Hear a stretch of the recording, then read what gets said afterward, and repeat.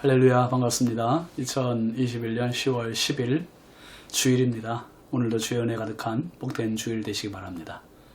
함께할 찬송은 458장입니다.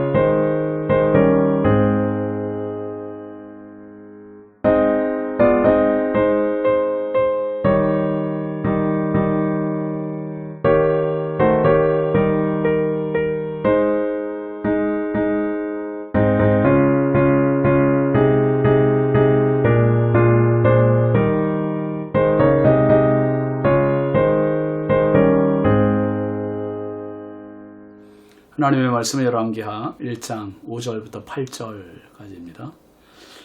사자들이 왕에게 돌아오니 왕이 그들에게 이르되 너희는 어찌하여 돌아왔느냐 하니 그들이 말하되 한 사람이 올라와서 우리를 만나 이르되 너희는 너희를 보낸 왕에게로 돌아가서 그에게 고하기를 여호와의 말씀이 이스라엘의 하나님이 없어서 내가 에그론의 신 바알세붑에게 물으려고 보내느냐? 그러므로 네가 올라간 침상에서 내려오지 못할지라 네가 반드시 죽으리라 하셨다 하라 하더이다. 왕이 그들에게 이르되 올라와서 너희를 만나 이 말을 너희에게 한 그 사람은 어떤 사람이더냐? 그들이 그에게 대답하되 그는 털이 많은 사람인데 허리에 가죽띠를 띄었더이다 하니 왕이 이르되 그는 디셉 사람 엘리야로다. 아멘. 오늘 말씀 제목은 청천벽력입니다. 청천벽력 참 무서운 말입니다. 날벼락이라는 말이죠. 맑은 날의 날벼락. 예상치 못한 갑작스러운 사고나 변고를 비유로 말하는 표현입니다. 행여나 평생 살면서 이런 청천벽력 같은 소식이 없어야 되지 않겠습니까? 저에게는 참 2번 이런 경우가 있었어요. 한 번은 말씀드렸다시피 큰아이가 교통사고 났을 때 2002년 6월 9일 주일 저녁 예배를 드리고 있는데 한 집사님이 들어와서 맨 뒤에 있던 제 아내에게 아들이 교통사고 났다는 청천벽력 같은 소식을 전해주었습니다. 예배가 끝나고 나서 저도 뒤따라 달려갔지요. 그리고 또 한 번 청천벽력 같은 소식이 있었는데요. 6년 전에 저의 둘째 형님이 참 건강했어요. 저희 가정에서는 제일 건강을 자부했던 형님인데 직장에서 점심 식사하던 도중에 쓰러졌다는 소식을 들었어요. 쓰러질 일이 없는 그런 건강에 자부하고 늘 운동도 많이 했는데 참 그렇게 쓰러지고 일어나지 못했어요. 그날 바로 소천에서 참 천국 간 그 사건이 정말 믿겨지지 않는 일이었고 장례를 치르는 중에도 그 장례식장에 있다는 제 자신이 믿겨지지 않았고 형님의 사진이 영정사진이라는 것이 정말 믿겨지지 않았습니다. 참 많이 슬펐고 울었고 참 형수님을 많이 위로했습니다. 참 너무 힘들었던 시간이었어요. 사람이 살다 보면 예기치 못한 이런 아픔, 슬픔 경험하게 됩니다.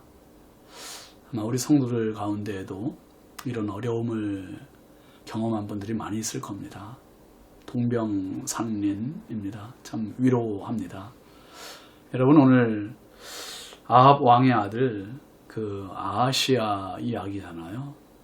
아하시야에게 이 다락 난간에서 떨어져 부상당한 것이 이 여간에서 낫지 않았던 모양이에요.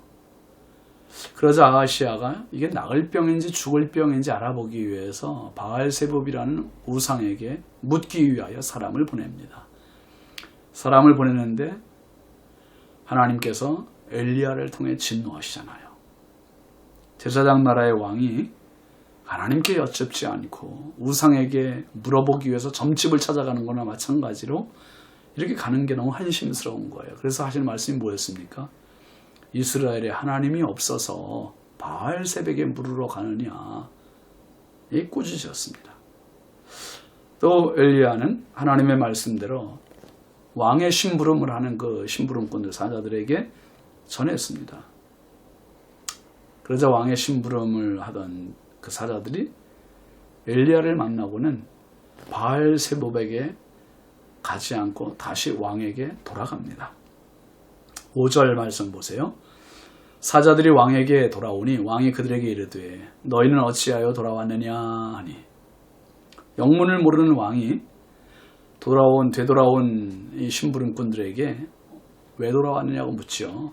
그러자 그들의 대답을 들어보면 6절에 그들이 말하되 한 사람이 올라와서 우리를 만나 이르되 너희는 너희를 보낸 왕에게로 돌아가서 그에게 고하기를 여호와의 말씀이 이스라엘에 하나님이 없어서 내가 에그론의 바알세붑에게 물으려고 보냈느냐? 그러므로 내가 올라간 침상에서 내려오지 못할지라 내가 반드시 죽으리라 하셨다라 하더이다. 청천벽력입니다. 사자는, 심부름꾼들은 왕에게 두 가지를 말하죠. 두 가지. 이스라엘에 하나님이 없어서 내가 에그론의 바알세붑에게 물으려고 보냈느냐? 그 책망이고요.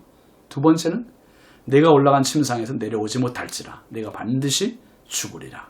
심판의 말씀입니다. 하나는 책망이고 하나는 심판입니다. 두 다리가 벌벌 떨리는 청천벽력 같은 소식입니다. 왕이 묻지요. 7절 8절을 보면 왕이 그들에게 이르되 올라와서 너희를 만나 이 말을 너희에게 한 그 사람은 어떤 사람이더냐? 그들이 그에게 대답하되 그는 털이 많은 사람인데 허리에 가죽띠를 띄었더이다 하니 왕이 이르되 그는 디셉 사람 엘리야로다. 아하시야 왕은 그 말하는 사람이 누구냐고 물었어요. 그랬더니 털이 많은 사람이다. 인상착의를 말하죠. 허리에 띠를 띄었습니다.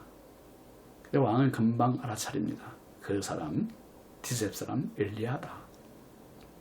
아하시야 왕은 자기 아버지 아합을 향해 예언한 그대로 이루어진 것을 알고 있습니다.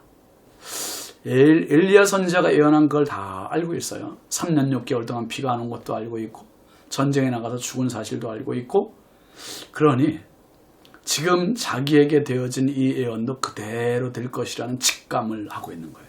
두려움과 떨림이 같이 있는 겁니다.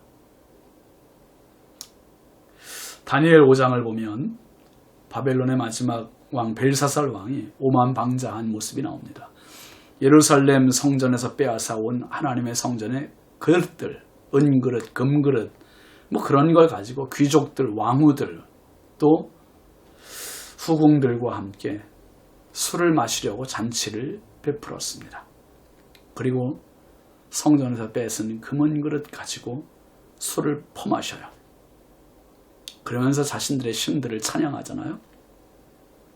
그러자 이 벨사살 왕 맞은편 벽에 손가락이 나타나서 글씨를 써나려갑니다. 성경은 이 벨사살 왕의 표정을 이렇게 말하고 있습니다. 다니엘 5장 6절 보시면 이에 왕의 즐기던 얼굴빛이 변하고 그 생각이 번민하여 넓적다리 마디가 녹는 듯하고 그의 무릎이 서로 부딪힌지라. 넓적다리가 녹는 듯 했대요. 무릎이 서로 부딪혔답니다.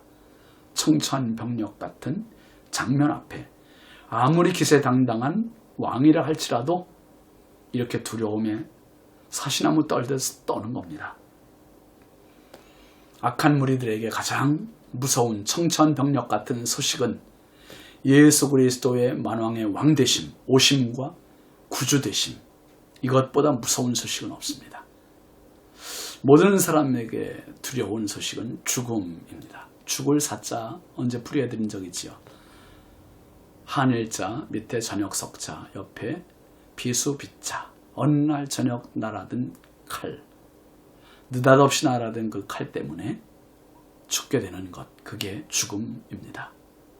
여러분, 오늘 우리가 하나님 앞에 늘 겸손해야 할 이유, 청천벽력 같은 그러한 일들이 얼마나 많습니까? 그런 소식이 얼마나 많아요. 여러분, 오늘도 하나님 앞에 참 예배자 되고 우상에게 가지 않고 오직 하나님께만 무릎 꿇어서 정말 청천벽력을 통과시키고 하나님의 은혜와 복을 누리는 참 성도의 삶이 되시길 바랍니다. 기도하겠습니다. 하나님 아버지 감사합니다. 한 주 한 주 하루하루 사는 것이 주의 은혜입니다. 오늘도 거룩한 주일을 주의 은혜 가운데 맞이해 싸우니 참 예배자 되게 하여 주옵소서. 예배를 통해 하나님과 나와의 관계가 온전히 회복되게 하여 주시고 하나님 나라가 우리의 삶에 이루어지는 은혜가 있게 하여 주옵소서.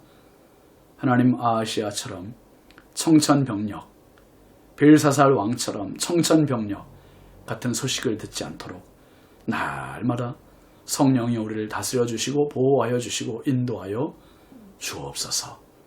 예수 그리스도의 이름으로 축복하고 기도합니다. 아멘.